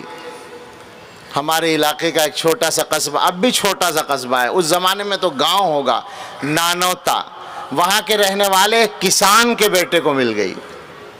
گاؤں کے آدمی تھے اسد علی صاحب، ان کے بیٹے کو یہ نسبت مل گئی، اور بیٹا بھی کیسا کوئی لہیم شہیم آدمی نہیں تھا، ہلکے معمولی جسم والا، معمولی کپڑوں والا، مگر جب یہ نسبت آ گئی تو دنیا کے سامنے حجت الاسلام حضرت مولانا محمد قاسم صاحب نانوتوی نور اللہ مرقدہ کی وہ طاقتور شخصیت آئی کہ اب شاہ ولی اللہ کے بعد سب سے بڑا علمی محسن اگر کسی کو کہا جائے گا تو حضرت نانوتوی رحمۃ اللہ علیہ کی ذات گرامی۔ مولانا نسیم احمد فریدی رحمۃ اللہ علیہ نے ایک نظم کہہ رکھی ہے، شاہ ولی اللہ اور دیوبند، ساقی دہلی کے مستوں نے بعرض دیوبند جب رکھی بنیاد میں خانہ بطور یادگار، دور دورہ ساغر صحبائے طیبہ کا ہوا، جرعہ نوشان ازل آئے قطار اندر قطار، قاسم و محمود و انور نے لنڈھائے خم کے خم، اپنی وسعت کے مطابق پی گیا ہر بادخار۔ اس کے ہر میخار کو پیر مغاں کا حکم ہے، با خدا دیوانہ باشو با محمد ہوشیار۔ ماشاءاللہ۔ اور لمبی نظم ہے، ایک شعر اور عرض کرتا ہوں اور سچ کہتا ہوں کہ سچا ہے وہ شعر الحمدللہ، آج بھی پروپیگنڈے کے لیے نہیں، الحمدللہ اللہ کو حاضر ناظر جان کے بولتے ہیں کہ ایک جملہ، آج بھی آفاق میں اس میں کدے کی دھوم ہے۔ بے شک، بے شک ہے۔ کیا بات، کیا بات، سبحان اللہ۔ آج بھی آفاق میں اس میں کدے کی دھوم ہے، چار جانب سے سمٹ کر آ رہے ہیں بادخار۔ بے شک۔ یہ نسبت کی برکت ہے، اسی نسبت کی برکت ہے جو حضرت محمد الرسول اللہ صلی اللہ تعالیٰ علیہ وسلم کی نسبت ہے۔ اس کے نتیجے میں وہ ادارہ وجود میں آیا جس کو دیکھ کر اپنے وقت کے ایک بڑے مبصر، عالم اسلام کے ایک بڑے دیدہ شخص علامہ رشید رضا مصری نے کہا، ان کے سفرنامے میں وہ لفظ آج بھی لکھا ہوا ہے، لو لم ارہا لرجعت من الہند حزینا، اگر میں اس مدرسے کو نہ دیکھتا تو ہندوستان سے غمگین جاتا۔ مجھے اس پر زیادہ میں کہوں گا تو لوگ سمجھیں گے کہ تو مدرسے کا پروپیگنڈا شروع ہو گیا، نہیں، ضرورت ہے، کوئی بات ہو رہی ہے نسبت کی طاقت کی۔ یہ حضرت محمد الرسول اللہ صلی اللہ تعالیٰ علیہ وسلم کی نسبت کی طاقت ہے کہ یہ دنیا میں جاری ہے اور جاری رہے گی، بڑھ رہی ہے اور بڑھتی رہے گی۔ میں ابھی ذرا اس تسلسل پر بات کروں۔ یہ نسبت بڑھی اور ملی ایک اور شخصیت کو، قریب کے علاقے کی شخصیت، انہی کے ساتھی امام ربانی۔ کچھ لوگوں کو اشکال ہے، اعتراض ہے، امام ربانی کہا جا رہا ہے، قطب ارشاد کہا جا رہا ہے، پریشان ہیں وہ لوگ۔ آئیں وہ حقیقت کو آ کر دیکھیں، قطب ارشاد امام ربانی حضرت مولانا رشید احمد گنگوہی رحمۃ اللہ علیہ کی شخصیت کو اللہ نمونہ دکھائے گا کوئی عمل کر کے؟ نعرے لگانا اور پروپیگنڈے کرنا الگ بات ہے، مگر یہ حقیقت لکھی ہوئی ہے کہ ان کے خلیفہ خاص اور شاگرد رشید شیخ الاسلام حضرت مولانا سید حسین احمد مدنی نور اللہ مرقدہ نے مدینہ طیبہ سے، جب وہ وہاں پڑھاتے تھے مسجد نبوی میں، وہاں سے روضہ اقدس پر صفائی کرنے والے صاحب کے ذریعے سے روضہ اقدس کی خاک، وہ جو اوپر جمع ہو گئی ہوگی گرد، وہ اکٹھی کر کے وہ تبرک کے طور پر انہوں نے دی، وہ اپنے شیخ حضرت گنگوہی رحمۃ اللہ علیہ کو بھیج دی۔ تو کان کھول کر سن لیں، عشق رسول کا دعویٰ کرنے والے کبھی یہ کام انہوں نے نہیں کیا ہوگا۔ حضرت نے فرمایا وہ خاک ہمارے سرمے میں شامل کر دی جائے۔ جلدی بول دو۔ خاک مدینہ کو سرما بنانا شاعری میں تو بہت آسان ہے، مگر حقیقت میں سرمے دانی کے سرمے میں ملا لینا معمولی بات نہیں اللہ ہے۔ اکبر۔ یہ برکت ہوتی ہے عشق رسول کی، اور یہ برکت ہوتی ہے نسبت کی۔ میرے بزرگوں، یہ نسبت چلی اور ملی، دیوبند کو بھی تو ملنی چاہیے تھی نا، دیوبند کے رہنے والے ایک صاحب کو، اور دنیا کے سامنے وہ طاقتور شخصیت آئی جس کو شیخ الہند حضرت مولانا محمود حسن دیوبندی رحمۃ اللہ علیہ کے نام سے دنیا جانتی ہے، جن کے بارے میں کسی نے یوں کہا تھا کہ اس شخص کی طبیعت میں اسلام کے دشمنوں سے، انگریزوں سے اس درجے دشمنی ہے کہ اگر اس کو جلا کر راکھ بنا دیا جائے تو اس راکھ سے بھی انگریز دشمنی سامنے آئے گی۔ عجیب طاقتور شخصیت ہے۔ بوریے پر بیٹھ کر ایک آدمی درسگاہوں کی چٹائیوں پر بیٹھ کر دنیا کی ایک بڑی طاقت سے ٹکر لینے کا منصوبہ یوں ہی بنا لے گا؟ کوئی تو طاقت ہوگی، وہ طاقت ہے حضرت محمد الرسول اللہ صلی اللہ تعالیٰ علیہ وسلم کی نسبت کی طاقت۔ میرے بزرگوں، یہ طاقت ملی، یہ نسبت ملی۔ ایک اور چھوٹا سا قصبہ اسی علاقے کا، وہاں کے رہنے والے ایک صاحب کو مل گئی تو اللہ اکبر، دنیا کے سامنے علم و فن کا وہ عجیب علم و فن کی کرامت سامنے آئی۔ حکیم الامت حضرت مولانا اشرف علی تھانوی نور اللہ مرقدہ، جن کے قلم سے اللہ تعالیٰ نے تقریباً 1000 کتابیں لکھوا کر شریعت کے ہر گوشے کی تشریح کا حق ادا کرا دیا، اور وہ کارنامہ انجام پایا کہ اس امت کی تاریخ میں نہیں، دنیا کی تاریخ کے اگر بڑے بڑے مصنفین کی چھوٹی سے چھوٹی فہرست بنائی جائے تو حکیم الامت کے نام کے بغیر وہ مکمل نہیں ہو سکتی۔ میرے بزرگوں، وہ علماء دیوبند، علماء دیوبند، علماء دیوبند، یہ نسبت چلی اور ملی کشمیر کے عجیب پہاڑی علاقے کے ایک صاحب کو۔ وہ بیچارے آئے ایسے علاقے سے کہ ان کے علاقے سے ادھر آنے کے لیے کسی سواری کا بھی انتظام نہیں ہوتا تھا، پانی پر تیر کر آنا پڑتا تھا۔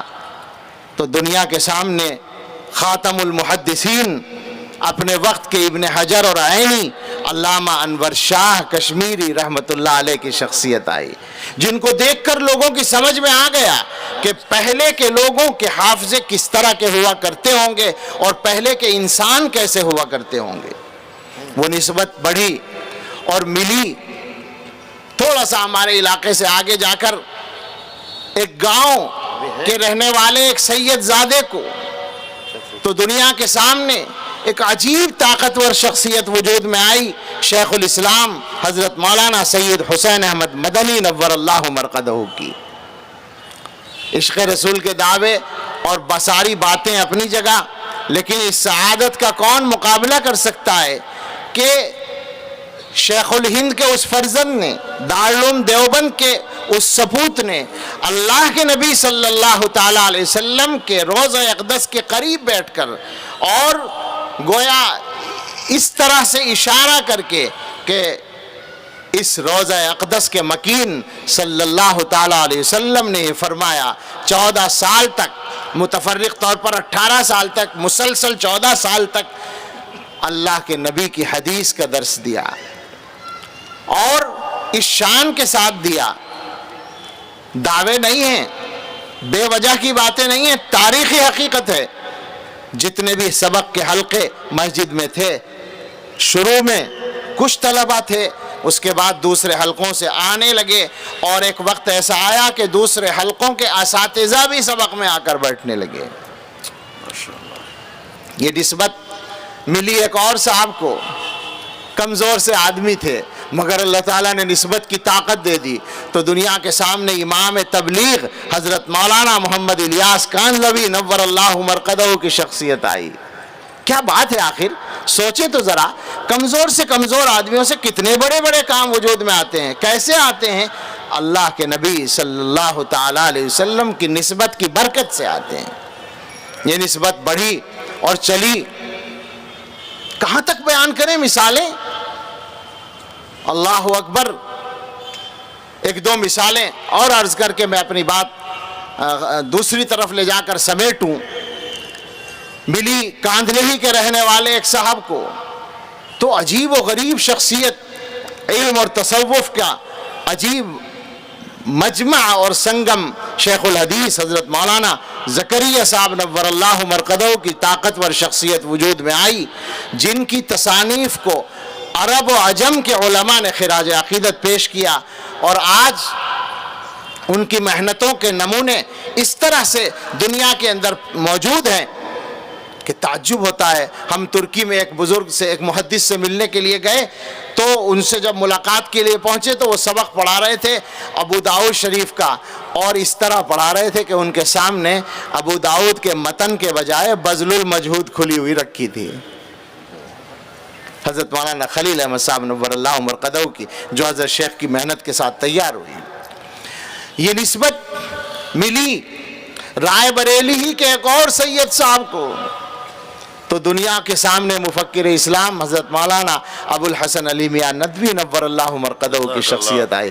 کیا پاکیزہ شخصیت، کیا مقدس شخصیت، جس کی دعوت کی طاقت کو عربوں نے مانا۔ آسانی سے وہ کسی کو خاطر میں نہیں لاتے، مگر یہ کیا چیز ہے؟ یہ قابلیت کی طاقت نہیں ہے، یہ علم کی طاقت نہیں ہے، یہ طاقت ہے حضرت محمد الرسول اللہ صلی اللہ تعالیٰ علیہ وسلم کی نسبت کی طاقت۔ تو میرے بزرگوں، آج جو ہم بیٹھے ہیں، مقصد یہ ہے کہ ہم کمزوروں کو اللہ کے نبی صلی اللہ تعالیٰ علیہ وسلم کے ساتھ نسبت کا کچھ حصہ مل جائے۔ اب وہ کیسے ملے گا؟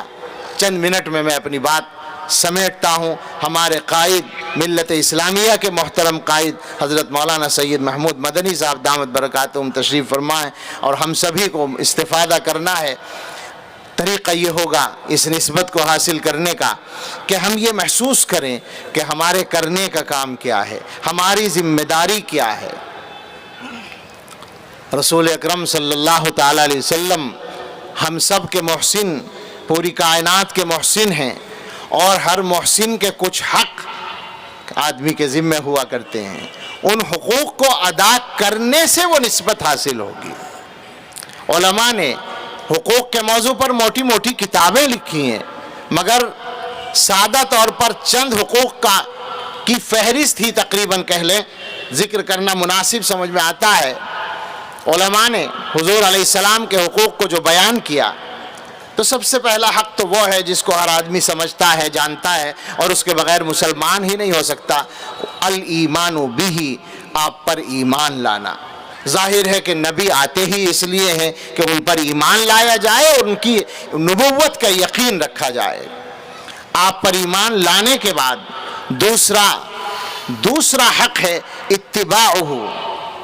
جب آپ ایمان لے آئے تو اب اتباع کرنا ہے، اور کیسے کرنا ہے؟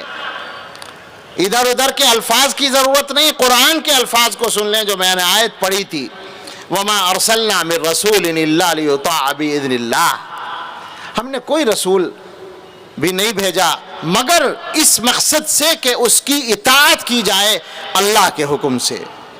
وَلَوْ أَنَّهُمْ إِذْ ظَلَمُوا أَنفُسَهُمْ جَاءُوكَ، اور اگر یہ لوگ غلطی کرنے کے بعد آپ کے پاس آئے تھے، فاستغفر اللہ واستغفر لهم الرسول، اور وہ بھی اللہ سے معافی مانگتے اور رسول بھی ان کے لیے مغفرت کی دعا کرتے، تو لوجد اللہ توابا رحیما، وہ اللہ تعالیٰ کو توبہ قبول کرنے والا اور مہربان پاتے۔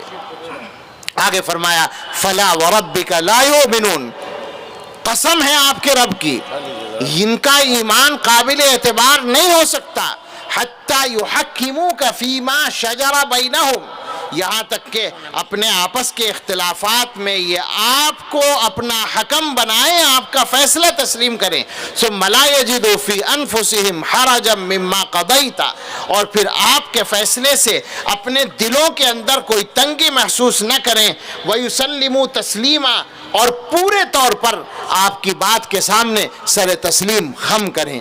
یہ ہے آپ کا دوسرا حق، اتباعہ۔ تیسرا حق علماء نے بیان کیا محبتہ، آپ صلی اللہ تعالیٰ علیہ وسلم کی محبت پر کیا کہا جائے۔ اللہ تعالیٰ نے کرم فرمایا ہے، رحم فرمایا ہے کہ ہمارے دلوں کے اندر آپ کی محبت خود ہی ڈال دی ہے۔ سچی بات ہے، ہم کچھ بھی نہیں کر سکتے تھے اگر اللہ تعالیٰ نے یہ محبت نہ ڈالی ہوتی، اور یاد رکھیں یہ محبت ہمارے ایمان کی محافظ ہے۔ بے شک۔ وہ جو علامہ اقبال ہی کی ایک نظم ہے، ابلیس کا پیغام اپنے فرزندوں کے نام، یعنی گویا ابلیس اپنے کارندوں کو جو مشن دیتا ہے اس کو انہوں نے نظم کیا ہے، تو اس میں انہوں نے کہا کہ وہ فاقہ کش کے موت سے ڈرتا نہیں ذرا، روح محمد اس کے بدن سے نکال دو، یعنی وہ یہ محسوس کرتا ہے شیطان کہ یہ جو مسلمان ہے اس کے دل میں جو حضرت محمد صلی اللہ علیہ وسلم کی محبت جمی ہوئی ہے، یہ محبت اس کو ادھر ادھر جانے نہیں دیتی، تو یہ روح نکالنی پڑے گی۔ تو آپ کی محبت یہ آپ کا تیسرا حق ہے۔ اور اس کے بعد چوتھا حق علماء نے بیان کیا الذب عنہ، آپ کا دفاع کرنا۔ حضور علیہ السلام کی شان میں گستاخیاں ہوتی ہیں، اور ہم مسلمان ان گستاخیوں کے پیش آنے پر اپنی جان واقعی قربان کرنے کے لیے تیار ہو جاتے ہیں۔ سچی بات ہے، ہمیں یقین ہے اس بات کا کہ کسی کام کے لیے جان دے سکیں نہ دے سکیں، مگر اس کام کے لیے آسان ہے جان دینا ہر مسلمان کے لیے۔ لیکن سمجھنے کی بات یہ ہے کہ کرنے کا کام فقط یہ نہیں ہے کہ اگر خدا نخواستہ کسی بدبخت نے اپنے بخت کو سیاہ کیا گستاخی کر کے، تو ہم اس کے خلاف جلسے جلوس کر کے اور نعرے کر کے خاموش ہو کے بیٹھ جائیں۔ جو میں نے کہا تھا نا کہ میں آخر میں عرض کروں گا، مجھے عرض یہ کرنا تھا کہ آپ اگر جا کر دیکھیں نیٹ پر، تو مجھے تو تعجب ہوا، میرے بچے نے ایک دن مجھ سے موبائل لے کر مجھے ایک چیز دکھائی، اس نے کہا کہ دیکھیں یہ عربی زبان میں انگلش نہیں جانتا، عربی میں نے دیکھا ہے، یقین ہے کہ انگلش میں اس سے زیادہ ہوگا، دوسری زبانوں میں اس سے زیادہ ہوگا، باقاعدہ سیریل ہیں جن میں سے ہر دن کی جو قسط ہے وہ ایک ڈیڑھ گھنٹے کی ہے، اور میں نے جو سیریل دیکھے 3، یعنی پورے نہیں دیکھ سکا، لیکن ہر ایک کی 400 ساڑھے 400 قسطیں آ چکی ہیں، نیٹ پر موجود ہیں۔ ایک نام ہے اس میں الاخرشید، وہ نام ہے، کبھی مسلمان رہا ہوگا، اب وہ مرتد ہے، اور وہ سیریل چلا رہا ہے، وہ بیٹھ کر 1 گھنٹے، 1.25 گھنٹے، 1.5 گھنٹے باقاعدہ دلائل، اپنے خیال میں دلائل کے ساتھ بات کرتا ہے، عربی میں بات کرتا ہے، شاندار عربی میں، فصیح عربی میں، سمجھ میں آنے والی عربی میں، بڑے سمجھانے والے لہجے میں، اور اس کے پاس تمام کتابیں ہوتی ہیں، وہ قرطبی کھول کے دکھا رہا ہے، وہ ابن کثیر کھول کر دکھا رہا ہے، وہ سیرت کی کتابیں کھول کر دکھا رہا ہے۔ 461 قسطیں اس وقت آئی تھی جب 1.5 مہینہ پہلے میں نے دیکھا تھا، اور آپ ذرا غور کریں کیا کیا اس میں ہوتا ہے۔ حل محمد رسول اللہ، یہ ایک قسط کا عنوان ہے، کیا محمد صلی اللہ علیہ وسلم اللہ کے رسول ہیں؟ وہ اس پر بحث کرتا ہے کہ محمد صلی اللہ علیہ وسلم اللہ کے رسول ہو سکتے ہیں، نعوذ باللہ نعوذ باللہ، وہ یہ ثابت کرنے کی کوشش کرتا ہے کہ وہ ایسی شخصیت نہیں ہے کہ وہ اللہ کے رسول ہو سکے۔ نعوذ لا باللہ. حول ولا قوة الا باللہ. اس سے آگے سنیں. میں اس لیے سنا رہا ہوں تاکہ ہم لوگ کچھ تو بیدار ہوں, کچھ تو کرنے کے لیے تیار ہوں. وہ ایک سیریل, ایک قسط کا عنوان ہے حل محمد ابن عبداللہ, کیا حضرت محمد صلی اللہ علیہ وسلم عبداللہ کے بیٹے ہیں؟ انا للہ و انا الیہ راجعون. سوچیں ذرا. اور وہ باقاعدہ اپنے خیال میں دلائل دیتا ہے اس بات کے کہ آپ کا نسب وہ نہیں ہے جو بتایا جاتا ہے. انا للہ. ایسی ایسی خباثتیں موجود ہیں. اور میں باقاعدہ تحقیق نہیں کر سکا, لیکن مجھے جہاں تک یاد پڑتا ہے یہ سیریل مصر میں بیٹھ کر بنائے جا رہے ہیں, اسلامی ملک جو کہلاتا ہے اس میں بیٹھ کر بنائے جا رہے ہیں. اردو میں بھی ہے حضرت, اردو میں بھی ہیں, مولانا فرما رہے ہیں مولانا محمود صاحب, ہر زبان میں ہوں گے. تو اب سوچیں ذرا کہ ہمارے کرنے کا کام ہے. ہمارا حال تو یہ ہے کہ ہمیں حضرت محمد صلی اللہ علیہ وسلم کی سیرت کی بنیادی باتوں کا پتہ نہیں ہے. ہم ان زیادہ معلومات رکھنے والوں کی آنکھوں میں آنکھیں ڈال کر جواب کیسے دے سکتے ہیں؟ حضور علیہ السلام کا حق ہے آپ کا دفاع کرنا, اور دفاع کا مطلب خالی نعرے لگانا نہیں ہے, بلکہ جس میدان میں جس انداز سے آپ پر حملہ کیا جائے اس کا دفاع کیا جائے. چھٹا حق بیان کیا علماء نے توقیرہ صلی اللہ علیہ وسلم, آپ کی عظمت اپنے دل میں رکھنا. ساتواں حق بیان کیا الصلاۃ علیہ, حضور علیہ السلام پر درود بھیجنا صلی اللہ علیہ وسلم. اس وقت بھی ایک بار پڑھ لیں اللہم صلی علی سیدنا محمد وعلی آل سیدنا محمد مبارک وسلم. مگر اس وقت پڑھ کے چھٹی نہ کریں, روزانہ کم سے کم صبح شام 100 مرتبہ درود پڑھنے کا معمول بنا لیں. اللہ ہم سب کو توفیق عطا فرمائے. آمین. آٹھواں حق بیان کیا, میں بس اشارہ کر کے اپنی بات ختم کرتا ہوں. موالات اولیائہ و بغض اعدائہ, آپ کے دوستوں سے دوستی رکھنا اور آپ کے دشمنوں سے دشمنی رکھنا. اللہ اکبر. نہیں ہوگا یہ حق, ہونا ہی چاہیے. ہمیں اپنے باپ کے دشمنوں سے دوستی نہیں اچھی لگتی تو ہم اپنے آقا کے دشمنوں سے دوستی کیسے ہو سکتی ہے؟ نواں حق بیان کیا محبت اہل بیتہ و صحابتہ, آپ کے اہل بیت اور آپ کے صحابہ کرام رضوان اللہ علیہم اجمعین سے محبت رکھنا. اور 10واں حق بیان کیا, یہ عجیب الفاظ ہیں, الاجتماع عن الجفا, الاجتناب عن الجفا مع النبی صلی اللہ علیہ وسلم, حضور علیہ السلام کے ساتھ جفا سے پرہیز کرنا, بے وفائی سے پرہیز کرنا. میرا خیال ہے اس کا مفہوم یہ ہونا چاہیے کہ آپ کی سنتوں سے منہ موڑنے کا جو ایک سلسلہ ہے, بدعتیں کرنے کا جو ایک سلسلہ ہے, وہ حضور کے حق کے ساتھ بڑی کوتاہی اور بڑا ظلم ہے آپ صلی اللہ علیہ وسلم کی شخصیت کے ساتھ. ہم دوسروں کے ظلم کو برداشت کرنے کے لیے تیار نہیں ہیں, مگر روزانہ ہم طرح طرح کی بدعتیں کر کے اللہ کے رسول صلی اللہ علیہ وسلم کے ساتھ ظلم کا کام کر رہے ہیں. ضرورت اس کی ہے کہ ہم سب واپس آئیں اور نبی اکرم صلی اللہ تعالیٰ علیہ وسلم کی ذات اقدس سے ایسا تعلق قائم کر لیں کہ وہ طاقتور نسبت ہم سب کو حاصل ہو جائے. اللہ رب العزت اس گناہگار بولنے والے کو بھی اور آپ سب کو بھی اور ہمارے تمام مسلمان بھائیوں کو اپنے نبی پاک صلی اللہ تعالیٰ علیہ وسلم سے سچی نسبت نصیب فرما دے اور اس نسبت کی برکت سے اس امت کے دن پھیر دے. آمین. وآخر دعوانا ان الحمد للہ رب العالمین.